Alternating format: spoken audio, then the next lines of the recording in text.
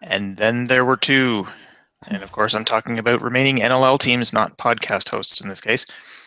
Welcome to Addicted to Lacrosse. This is Season 3, Episode 21.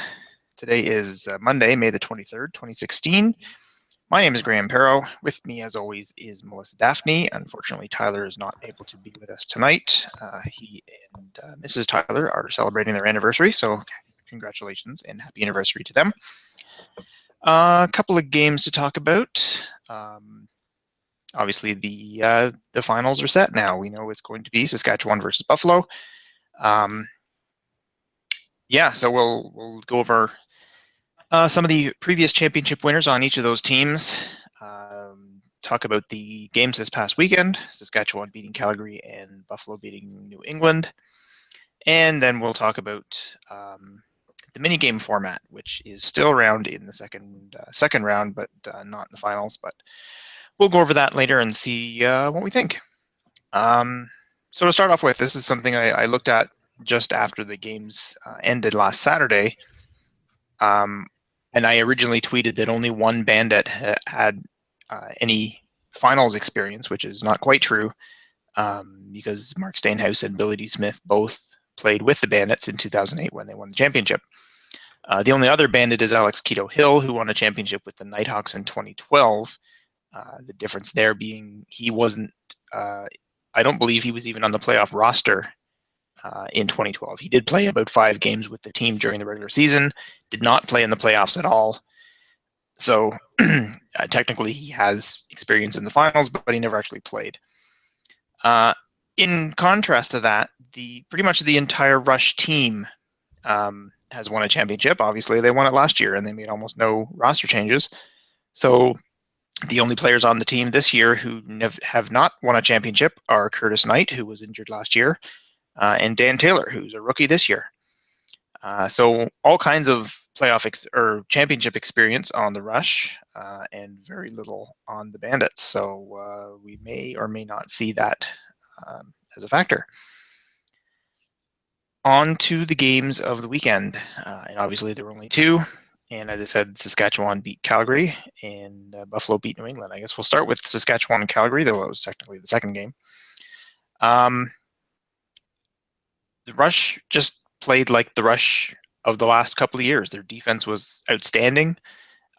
Bold played really, really well, though he almost didn't have to because the defense was so good. He was facing a lot of shots that were just straight at him, or a lot of shots that were from a really crappy angle or whatever, just because the Bandits couldn't get good looks, and that's typical when you're playing Saskatchewan, honestly. They managed to hold Curtis Dixon to 3 points. Tyler Digby had 4 goals. I thought I had the score sheet up here. I have the wrong one. What else do we have here? Dane Doby, 3 points. Berg with 3 points. Riley O'Connor with 4 points. So the points were kind of spread out. Jeff Shatler only had a single assist. Matthews had 7 points, but only 2 goals. So, I mean, that's something worth mentioning for Calgary. Yep. Yeah, that's true. I thought the Calgary defense played pretty well as well. They certainly kept it close. And this is one thing I noticed in my Moneyballers column this morning, was that in this game, the score was only separated by 3, but it really wasn't that close a game. The first half it was, and they were going back and forth. In the first half, Calgary was behind most of it, but they kept it close. And then in the third quarter, the Rush kind of pulled away, and that was it. Whereas in the Buffalo game, which we'll get to in a minute, they won by 5, but the game was much closer than that.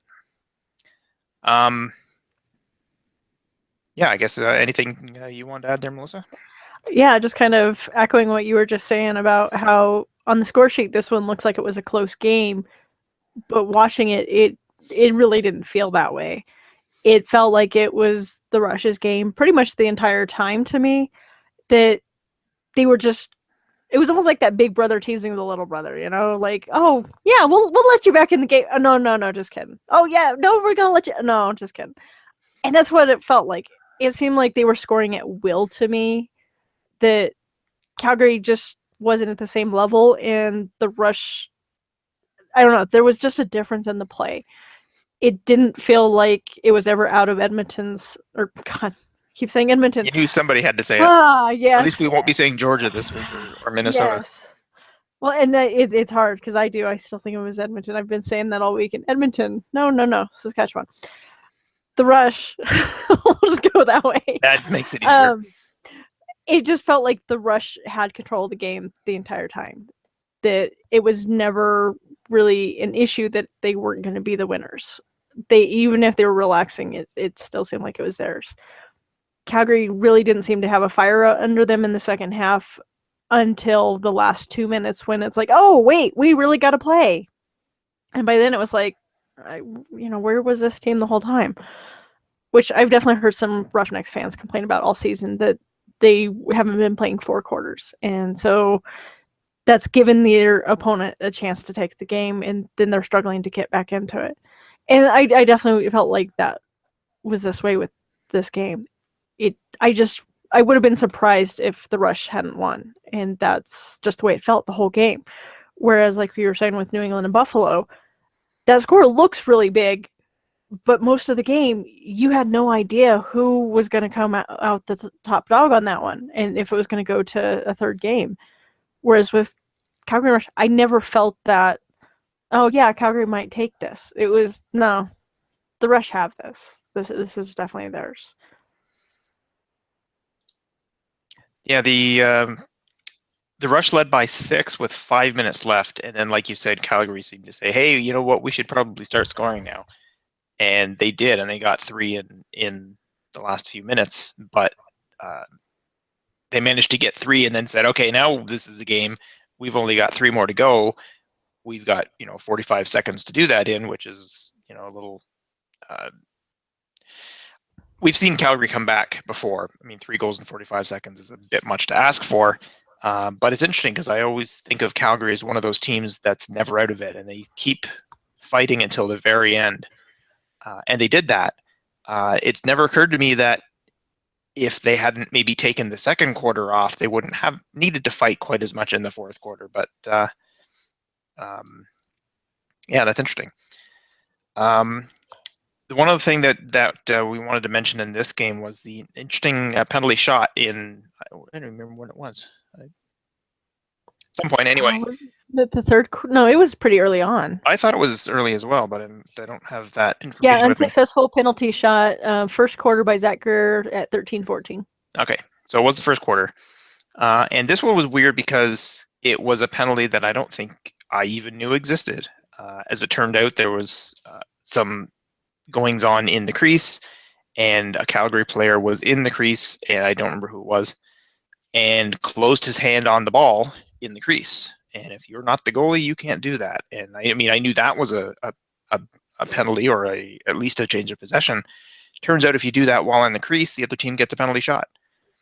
And so Zach Greer took the penalty shot, and he missed. So that was kind of interesting. But yeah, I was surprised because I'd never heard that rule before. Well, and I think kind of adding to the confusion about that rule was Edmonton had gotten the ball, and they had gone down and scored, and it had gotten pulled back. And so there's some confusion on why it was pulled back, whether there was a crease violation, or if it was because this rule was in effect first, or what was going on. But the fact that they scored and then didn't score, if the score would have gone a different way, I think there would be a lot more voices being heard about that. Yeah. Yeah, definitely interesting. Okay, the other game, Buffalo and New England. This one was neat. I certainly enjoyed watching this one. And as I said before, the Buffalo won by 5, but it was tied as late as 13:58 of the third quarter. So up until then, there was just no telling who was going to win this one at all.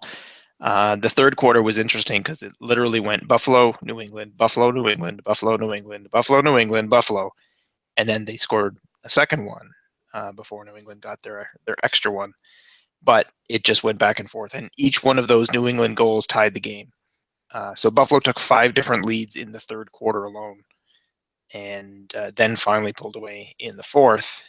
But even then, as late as 10 minutes in, New England scored to get back within 2.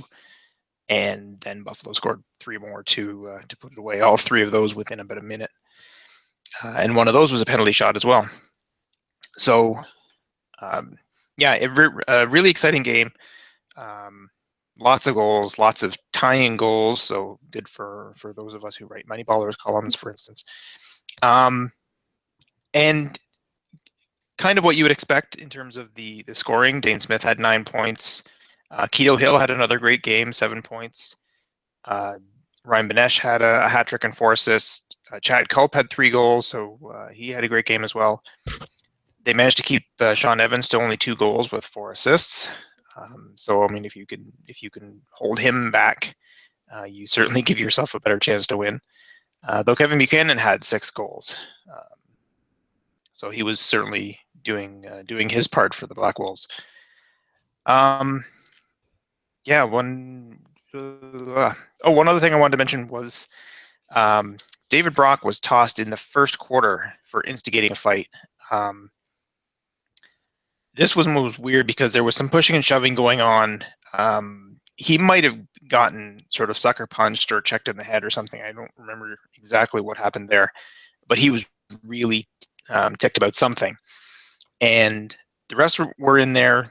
The whistle had been blown, and the refs were actually separating Brock from Mike McNamara. And he basically pulled McNamara out of the scrum there and just away from the refs, and then pulled his helmet off, and they went at it. I think McNamara decided at that point, okay, well, he's pulled my helmet off, and this is obviously going to happen. So it happened, and they fought, and it wasn't much of a fight. And then Brock was tossed for instigating. It was odd because he tweeted later, I didn't throw the first punch and I was sucker punched or something to that effect. Please explain this to me. You pulled him away from the ref and started a fight. I mean, there was no question what you wanted to do there, that you were trying to fight him. So it seemed fairly obvious to me why you got the instigator penalty. So that seemed like a kind of a dumb move, considering it was a playoff game, considering there was a mini game that might have had to happen as well. And the way the rules work, any penalties that are happen in the first game carry over to the mini game. And if you get tossed from the first game, you are not allowed to play in the mini game. So he left his team one man short for both of those 2 games. Luckily for Buffalo, they didn't need the mini game, but not an especially smart move on Brock's part. Yeah, it was definitely interesting just to see the fights breaking out. That's one of the things that my friends and I discuss a lot, because fighting used to be such a part of the game, and anytime there's a scuffle starting, it's immediately broken up, and to the point where a lot of fans say, okay, is that the new policy of the league? And the league is always, oh, no, that's not the case. But West Coast, the fights never hardly go to term. They're just minor scuffles, whereas it seems when you have the East Coast teams, you might actually get just a full-on fight. And so it was very interesting just to see that dynamic going on. All right, so was there anything else I want to say about that game? I don't think so. That was it. But a couple of pretty exciting games. Both series decided in 2. We didn't have any mini games. That was our next topic we wanted to go to. Now, before we move off from this game, one thing that I found really interesting, because in my head, I really felt like New England kind of fell apart towards the end and was taking a bunch of dumb penalties. But then I look at the score sheet, and there was only the 1 illegal substitution. So I'm trying to figure out where in my mind that came from, because it really felt like New England was doing some dumb stuff towards the end there and just kind of falling apart. But I guess maybe they weren't true penalties, that they were just kind of, they turned the ball over more because they had done something stupid. I don't know if you can think of something with that, because my husband and I both were discussing it afterwards. It's like, yeah, they were taking some really dumb penalties at the end there, but there was only 1 penalty. Like, only 1 penalty for either team in the fourth quarter, and it was a too many men penalty, or legal substitution penalty, with less than 2 minutes left, which is where the penalty shot came from that Mark Stainhouse scored on. But now that you mentioned that, I'm thinking the same thing. I remember watching Sean Evans was going at somebody, and I'm sure there was just pushing and shoving. There were no actual punches thrown, But it looked like, okay, Evans is really PO'd now because his team's going to lose. And a lot of times, not so much Evans himself, but some players decide if you're going to lose anyway, you may as well go down swinging. And that's what it kind of looked like was going to happen. But clearly no penalties were called. But I do remember looking and seeing, okay, Evans looks like he's really PO'd and he's going to get into a fight soon. Never happened. So yeah, it was very odd to me to see just the first half was penalty heavy and the second half was really light, even though it felt like it was the second half that there was more issues with that. And it's like, wait, that just my brain is going, wait a sec, that doesn't match up what I remember. So yeah, I think the big difference in the score was, regardless of whether there was penalties, New England just kind of fell apart in the fourth quarter because it was their game until that point. And then after that, I mean, who would say that Buffalo was the more disciplined team normally? Like that doesn't seem to happen.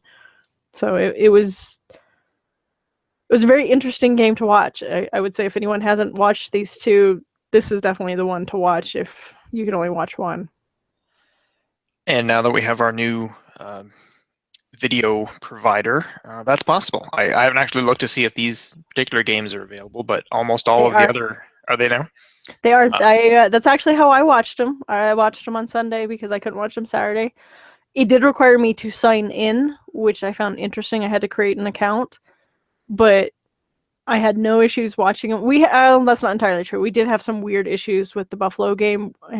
Well, maybe with both games, where it would, like, you had the same data kind of looped a little bit, so it would kind of go back and then forward, but it was still moving forward. So there's some minor issues, but overall the quality was pretty good. We didn't have any serious issues, and other than creating an account, I mean, the games are easy to find. They're easy to pull up. It was so nice because one of the complaints I have with the ESPN feed is when you try and rewind or fast forward, you basically lose your spot and it goes to the beginning or the end of the data stream and you're just out of luck. So being able to rewind or fast forward just those little snippets, or even to drag and be like, okay, it's halftime, let me go to the third quarter. It was so nice. I really hope this is the provider they use next season and that we actually get all the games, because this experience was far and above better than anything we've had all season. Agreed. Really Agreed. Yeah, I have seen issues in the past where even when you're watching a game live, you can go back a little bit. You say, I want to see that goal again. I want to see that play and see what happened. And you go back a little bit, and then trying to sync up again with the live stream just seems to give me all kinds of problems. I'm not always able to do that, and I've actually had to, close the browser window and start it again, and just basically reboot the thing and try and start over from to get back to the live stream. This had no problems with that at all. I tried it a couple times where, I'd want to go back 30 seconds and I go back and see the goal again, and I can try the slow motion thing, and that's really cool. And then I just click live and boom, you're live again. See, that's really cool, because that's one thing we had talked about when this first launched was, would we be able to do that? So the fact that, watching live, you still have some flexibility in, oh, wait, I need to pause this because I need to go grab another beer or whatever. Or, oh, wait, what just happened? Let me rewind that real quick. And, oh, slow-mo, that's really awesome. You can do that on live, not just the replay. Yep. So, or with this potential option, because it's just far and above way better than Fox. Was such a pain in the butt all season. I'm so glad they went with something else, especially for the playoffs. Now the question is going to be, now that they've got it working and the quality is good and the features are good and everything's good, will they charge for it next season? Will they say, okay, now we have this provider, which we have all these features and we have all these games, and you can watch replays and you can do all that stuff, and it's only going to cost you $45 for the season, or $80 for the season, or $20, or some number? Or if they sell them on a per game basis, or if there's, you can watch all of the games for one team if you want to just watch your team. It would not surprise me at all if they go that route and have some sort of paid package. Yeah, I agree with you. I suspect that we're getting this free to be like, oh yeah, no, see, it's quality. You'll want to pay for this next season and next season. I fully expect there's gonna be a fee of some kind. But yep, with what I've seen so far, I would be willing to pay this when they charged last season, it was with an untested product, and so you had to pay up front basically to see that. Well, no, I guess there was a couple trial games, I but think I didn't get the to first make 2 or use of 3 them. weeks were free, but that was then you had to pay for it. So yeah, for whatever reason, I don't think I made use of the trial games, and so I didn't get to see that. And so for me, it was okay. Well, now I'd have to pay. I don't know if I like this, and that I was hearing so many complaints from people who actually were using it, and it was so glitchy. It made me not want to pay for it. Yeah, So, I did pay for it, and I'm glad I did in the sense that that was the only way I could see the games. But I do remember complaining a number of times and saw a lot of other people doing the same thing, going, "We're paying for this, and it's really not any better than it was the year before," and there were all these problems. This year they went with a different provider, which had its own problems, but at least it was free. So if they've managed to solve that problem and they get good quality feeds, I don't remember the feed dropping at all this past weekend. Now I think about it, I don't think I saw that at all. So if they can get it that kind of quality with those features and all the games and that kind of stuff, I mean, you're still going to get lousy feeds from Rochester because that's just what the stadium has. They can't take a decent camera, but that isn't high def, and make it high def without replacing all the stuff in the stadium. So you're still going to get that. You're still going to get lousy announcers in some places and not others, but there's only so much they can do about that. But if the feed itself is good quality, that's something I'd be willing to pay for. So yeah, let's hope they go with this and have a good one, because I mean, I had so many issues with Fox. I would actually welcome back the B2 days, and that's saying something, because anyone who used B2 knows it dropped constantly and you had to log back into your email to get it. But at least I got to watch the games. Like, I didn't get to watch most of the games because they were on Fox, and half the time I would go to the homepage and I couldn't find the game, or if I could find the game, it would tell me there was nothing on. And it's like, I know there are 4 games playing right now. Why can't I watch one? So yeah, I hope they really go with this. I'm impressed so far. I would be willing to pay, as long as it wasn't exorbitant. I'd be willing That's to the pay thing. something for If they this. come back and say it's going to be $150 for the season, then they'd have to really reconsider. But I think it was the last time they charged was the season before last, and I think it was $40 for the season, or 35 or something in that range. And if that's what you pay for the whole season, I'd be willing to pay that. Well, especially if we get the majority of the games. I mean, if we're only getting a third of the games, maybe not. But I mean, that's the price of what? Going to one game? Yeah, pretty much. That's reasonable. Yep. And if you get the replays as well, then that's definitely worth it, because then if you can't see the game live, you watch it the next day or a couple of days later or something. That's certainly worth some extra. All right, let's move on to our predictions for the series. And I'm going to enjoy this part because I am 4-0, if you believe that. I'm the only one of the 3 of us who picked Buffalo to beat New England. And now, let's be realistic. Was I 100% confident on my pick? Not really. But I did go with Buffalo, so I'm going to take that anyway. All of us picked Saskatchewan to beat Calgary, so that's a 1-0 for all 3 of us. So overall, in the playoffs, I'm 4-0 after a 2-0 division finals. Tyler is 2-2, and you are 3-1, Melissa. So not bad. We did not get a pick from Tyler for the final series. So we'll hopefully try and get that in before Game 1 this coming Saturday. So, oh yes, we were going to talk about something else. We'll finish this and then we'll get back to that. Okay, so we'll go on to our pick for the championship series. We're going to pick the whole series rather than each individual game. And just because I'm 4-0, I will start for a change of pace. I'm going to go with Saskatchewan on this one. This is a tough pick. Both of these teams, I mean, Buffalo was the best in the East, Saskatchewan the best in the West, so you certainly couldn't go wrong picking either one. I just like what I saw from Saskatchewan on Saturday night. Their defense has been outstanding for a couple of years, and that's what we saw this past weekend. They've obviously got the firepower to go with it. Aaron Bold's one of the best goalies there is. They've just the complete team like they have been for a couple of years, and I can certainly see them repeating as champions. So I'm going to go with the Rush. Like I said, we don't have a pick for Tyler, so we'll hopefully get that soon. Melissa, what do you think? This was a really hard decision. I really kind of went back and forth a lot on it.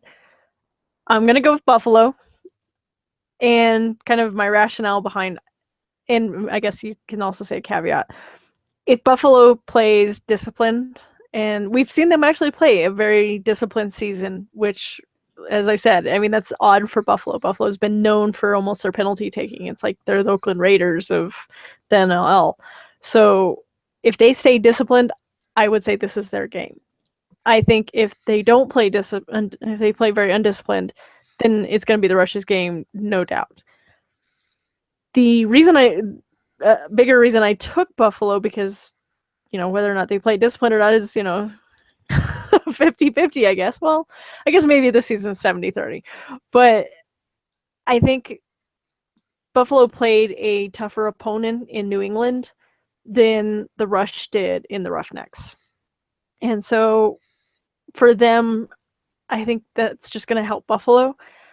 I also think in this instance, the 3-game potential format is actually going to be better for Buffalo, because if they have that off night like they did back in 2006, where they kind of fell apart and the other team was able to stay disciplined and came around, they can kind of recover from that. Whereas when in a one and done, I would probably pick the Rush. But I think because we have the potential of a 3-game series and definitely a 2-game series, I think that's actually going to help Buffalo. And so it's going to be a very interesting game. I think it really is going to boil down to how disciplined they can stay. And from what we've seen, the first half of this past game, they weren't very disciplined. And so that could come out again, or with coaching, they could be like, nope, this isn't going to happen. And obviously Stainhouse and I think Billy D was on that one, on the 2006 team. So they can definitely talk about what it's like when you're on that team, get to the game and lose. And that is an important factor. So we're going to go with Buffalo, although I will say I am cheering for the Rush. Yeah, it's interesting. We talked about the fact that Stainhouse and Billy D were the only members of the Bandits to have won a championship with the team in 2008. And let me just check the Bandits roster in 2006. I'm quite sure Stainhouse was there. Yes, he was. And Billy D. Smith was there as well. So both of them have been to the finals and lost, and have been to the finals and won. And I'm sure they will be talking to the other guys in the room there, saying, this one's way better than that one, so let's make sure we do this one. Well, as we've said all season, like, I don't think we've ever seen Buffalo play this disciplined. I mean, their penalty is way low, and they're just playing really solid. So win or lose, I mean, they've had a great season as a team. They really played as a team too. Well, the Bandits were 3rd overall in penalty minutes per game. They averaged 21.6 penalty minutes per game. New England was worse at 23, and the Rock were at the bottom at 23.8. Hang on a second. That's 2015. I'm sorry. Because I was just about to say the Edmonton Rush were 2nd lowest, but then I realized Edmonton Rush. What are you talking about? In 2016, the Bandits were 4th at only 18.4 minutes per game. Calgary, Vancouver, and Toronto were all worse than that. The Saskatchewan Rush were 2nd best. Colorado only had 9.3 minutes per game. Saskatchewan was 2nd at 14. And I tweeted something about that a couple of weeks ago and was asked by a couple of people, why do you think that is? Is there some sort of something going on in Colorado where the refs are afraid of Steve Govett, or something to that effect, that means they're less likely to call penalties against the Mammoth? And I'm not big on these conspiracy sort of theories, though I could buy into the fact that maybe in general they're a very disciplined team and have been for a couple of years, and so the refs sort of know that and realize, sort of makes them less likely to call penalties against the Mammoth unless they're obvious. They might sort of gain the benefit of the doubt a little more often. Whereas the Bandits have been known for picking up a lot of penalties for many years. And even if they don't play that way anymore, they may not be given the benefit of the doubt quite as much by the referee. So it may be that past behavior sort of influences the calls that they get now.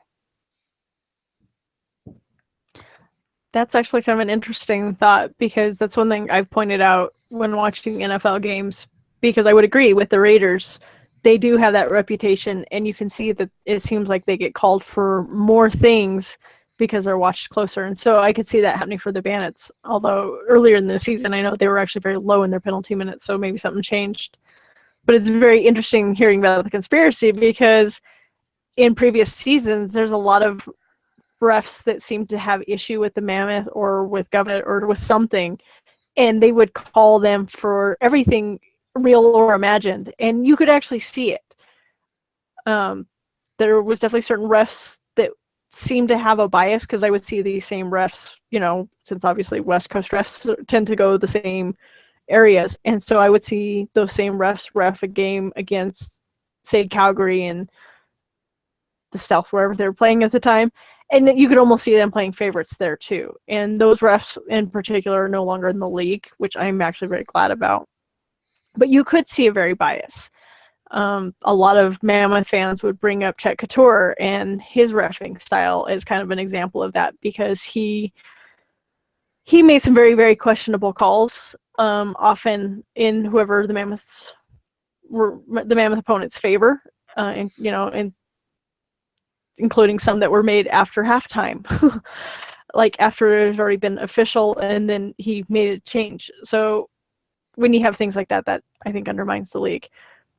But I have heard some players say that certain refs don't like them, and that they have reffed games, played in games that that particular person reffed since they were in, junior, and that ref doesn't like them, and they call it, So I think because humans, we're fallible, there could be some truth to that there are particular players that maybe just rub a ref a wrong way, and maybe they are a little more biased than they should be.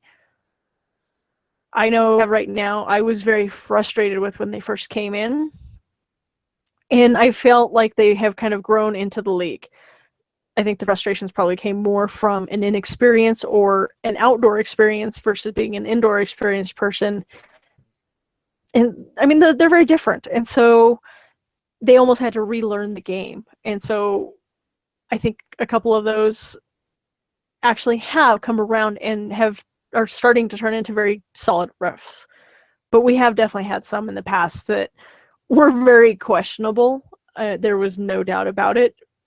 And when it's against your team, there's always that, well, am I having that homer bias?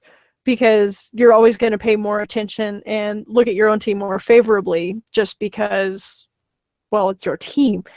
Just like when you have those thug players, which we talked about, I think last season, how you have those players that if it was on your team, you're cheering them, but because they're on the other team, you're just being like, oh my God, he's such a thug. What, why are they even letting him play in the league? Well, you'd be cheering him if he was on your team.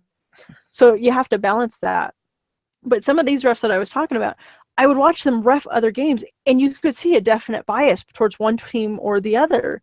And I was like, wait, it's not just against my team. They definitely play favorites. And so I'm really glad some of those refs are no longer in the league. But there is probably some truth to that reputation precedes with some teams, and that with some refs that there's known issue players. I mean, one thing we've kind of discussed, amongst Colorado fans is after almost everything, John Grant Jr. is always complaining to the refs. And so when he actually has a legitimate complaint, I don't know that they take him very seriously, because it seems like he's always complaining to them, like, why didn't you call that? Or, whatnot. And so, maybe there's that they kind of look for certain things and ignore other things. So there could be some truth to that, just not in the same conspiracy way they're saying, but that refs are human and they're going to have grudges here and there, or, because no matter how hard you try, you can't fully take your emotion out of something. Absolutely. That's just the way it is. Yeah, bias is an interesting thing because there's always people complaining, oh, the refs are against my team. And I'm sure people are, and this has happened to me for sure, that you're watching a game and, I'm watching a Rock game live, say, and they make a call against the Rock, and, Rock player goes to the penalty box, and we're all sitting there thinking, where was the call? That's a phantom call. That wasn't a high stick. That wasn't a whatever it was. And then later on, they'll make a call against the other team, and we'll all kind of sit there going, okay, well, we kind of got away with that one because that wasn't a real penalty. Or the Rock clearly high sticked somebody or checked somebody in the head and didn't get called, so we kind of got away with that one. And then after the game, you're thinking, oh, yeah, the refs called all these terrible things against the Rock. But you forget about all the ones that they didn't call. So you end up remembering the hits and forgetting the misses. And so when you think about it later, you think, oh, the refs are clearly biased against the Rock. Well, it doesn't always work that way if you actually start to look at it. But there are times when you look at it and think, well, the refs are actually seem to be biased against the other team in this game. So when you start to notice that, that's when you start to wonder, okay, well, maybe it's not just me being a homer. There might actually be something here. All right, the other topic we wanted to talk about was the mini game and whether it's a good idea or not. I'm sure we've had this discussion last year, possibly even the year before that, about what we thought of this. And we talked about the 3-game series as well. And I think we originally said, you know what, it's great that the league has finally gone to the 3-game series. And then the more we talked about it, the more we decided, you know what, it's actually not a better system for this league. And I don't remember the details of why we decided that. But in any case, they only do the mini game in the second round now. This year we didn't have any, so that's over and done with for this season. But last year we had a couple. The year before we had a couple, including the championship game. Melissa, what do you think? Now that we're, I think, in our 3rd season of this, I just don't like it. I don't even know that I like the 2-game series. I kind of miss the one and done. There's definitely an excitement there that either you bring your A game or you're out. And maybe this time the teams were just much more dominant, and so it didn't matter because the same team won both games. But it just, for one thing, there's so many other things going on right now, in summer's hitting, and so you start losing your fan base a little bit. And so there's that issue. And then you have the MLL starting.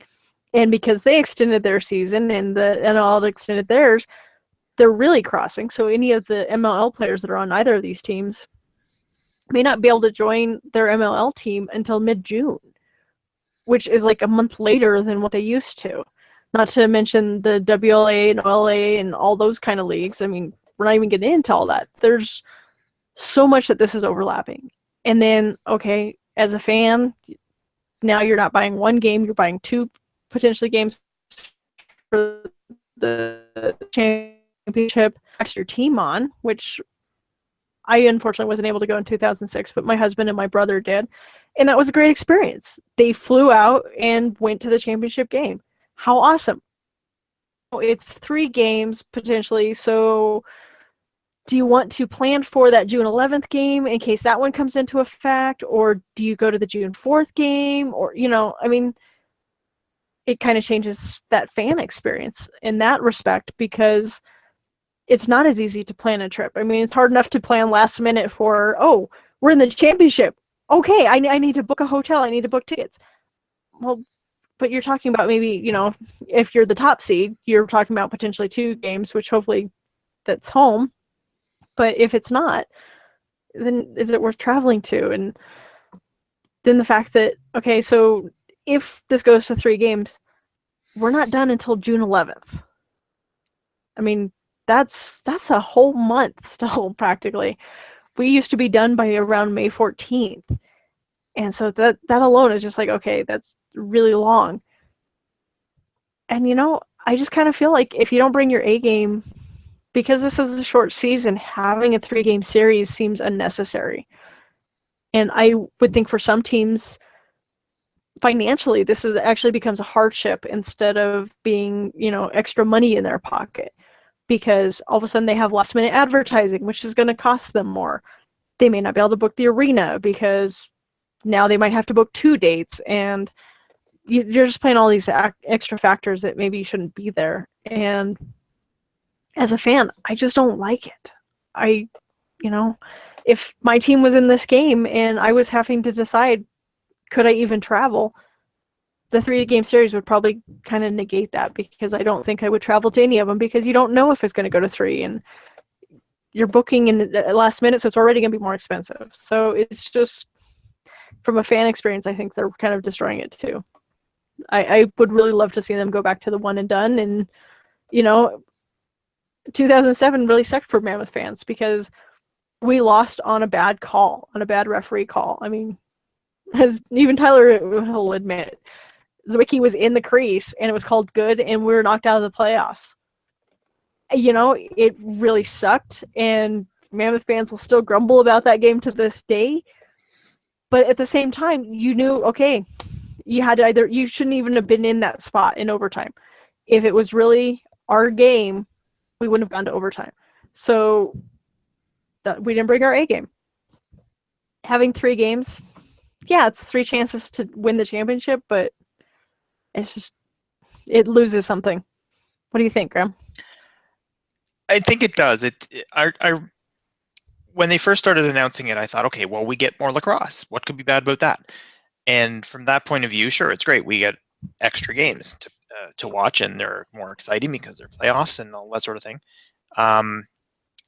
But like you said, in this league, this is a gate-driven league, and you want to get as many people out to the game as possible. And if you say this is the game where we are going to decide the championship, you're going to get everybody going, or as many people as can possibly go. If you say this is the game where we decide whether there's going to be, what's going to happen in game 2 and game 3, and it's not the game, because if you miss this one, there's going to be another one. And then you say, okay, well, there's game 2, and that might decide it, but that depends on what happened in game 1, and then it depends. And there's more to it than just this is the game that you want to see. Now there's 2 and maybe 3 of them. And like you said, if you're traveling, that throws a wrench into the works as well. So I wouldn't have a problem with going back to the one and done series. And like you said, if you bring your A game, then you have a chance. If you don't, well, that's too bad, and that's how it is. As for the mini game itself, it's weird. I guess it's better than the 2 out of 3, because you only have to worry about 2 booking dates, and game 2 or the night of game 2 is when things are going to be decided. So that may make things like travel easier, may make booking dates easier, because you only have to book 2 of them regardless of whether there's a mini game or not. The last thing we want is to have the championship game decided on a Monday because the team couldn't get their arena booking for the weekend. So I guess from that point of view, it's a little better. It is weird that we end up having a sort of a 5th period in game 2, depending on what happens in game 2. I had a conversation with a few other fans, and I believe Lewis Radcliffe was actually involved in that conversation as well last year, talking about how the minigame was kind of a dumb way to decide a season.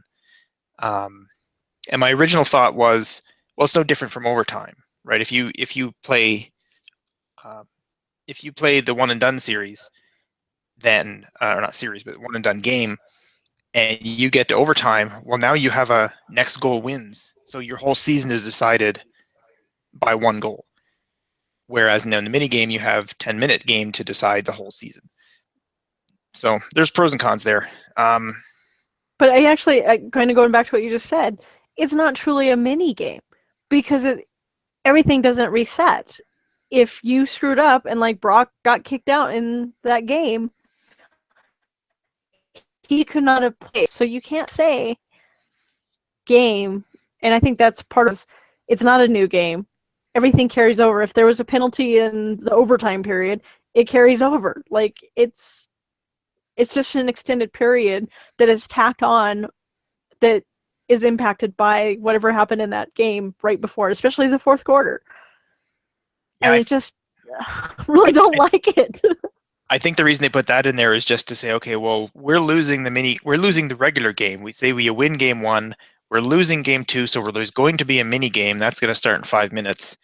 We may as well take as many penalties as we want to in the last 3 minutes of this game, because it doesn't matter what happens in this game, we've already lost it. So we'll take as many penalties as we want and try to take out their Sean Evans or their Dane Smith and try and, whether it's get him injured or just get him into the penalty box or something, piss him off. And then that might give us an advantage in game 3. If they say, no, penalties will carry over. So if you do dumb stuff at the end of the fourth quarter of game 2, you're handicapped in the mini game as well. And they actually had to put an extra thing in the rule saying, if you score on yourself to try to get your player out of the penalty box, then you're given a unsportsmanlike conduct penalty. Because then people were saying, okay, well, if it's the end of game 2 and you got a guy in the box and he's going to carry over into the mini game, score on yourself. That way, you're going to lose the game anyway. The other team, it gets credited with the goal. Your player comes out of the penalty box, and you're not on the penalty kill anymore. So they did think about that and try to come up with these rules to get around people just losing their mind at the end of game 2. Figuring that everything would be reset for the mini game anyway. I don't think I had actually heard that about scoring on yourself to release the penalty. I had not heard that, because the other part makes sense. Like you said, it keeps players from getting, well, for lack of a better word, getting stupid at the end of the quarter and just kind of getting a little undisciplined. So that makes sense. But yeah, I would definitely vote for just one and done. I kind of miss it. Yeah, I think we agree on that. And like I said, I'm sure we talked about this last year, and I think the three of us, Tyler included, came to the conclusion that the best of 3 game series sounded like a good idea at the time, but when you really think about it, it's not as good for this league. For things like the NHL or baseball or whatever, when they're going to get billions of dollars from TV revenue and they're going to fill the stadiums in every playoff game. It's less of an issue. In the NLL, that kind of stuff doesn't happen. So, well, and I mean, just going back to the difference in a series, I mean, hockey players and baseball players play so many games that for them, playing back-to-back games for like 3 nights in a row isn't unusual. So that's a whole different experience from a weekend league where these guys have other jobs. I mean, you're also asking, take out the fan experience.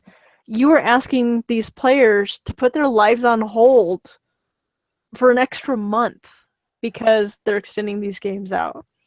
And so even take away the fan experience, that's kind of unfair to the players, because if they play in multiple leagues, okay, they have to put that aside. That's even more time away from their families because they're going to be traveling more. And yeah, it's just like you said, on paper, it seems like it could be good. In practice, it was just a bad move. I hope the new commissioner actually reevaluates this. So yeah, we've baited a dead horse. I think so. The only other thing I wanted to say was a one and done series doesn't make a lot of sense for hockey or baseball or basketball. When they play an 80-plus game regular season, you need more than one game in the playoffs to decide it. Whereas you only play in 18 games in the regular season, having a best of 3. Best of 3 is about as much as you'd want to go. But in things like the MSL, and I think the WLA as well, they have 15, 16, maybe 20 game regular season, and then they go to best of 7 in the playoffs. So you might actually play more playoff games in a season than you would regular season games if all the series go to 7. So that seems totally backwards to me. That does seem backwards. I mean, because if you looked at the NFL, can you imagine those guys playing a best of 2 or 3 games? It just doesn't make sense. Like you said, for 16 games or 18 games, it needs to be proportional. And so, yeah, you shouldn't be playing more games in the postseason than you did in the regular season. That's definitely for sure. Yeah. But yeah. Come on, Commissioner, reevaluate. All right. I guess that will do it for this week. We will have at least 2 more episodes, I guess, since we don't know how many games are in the finals.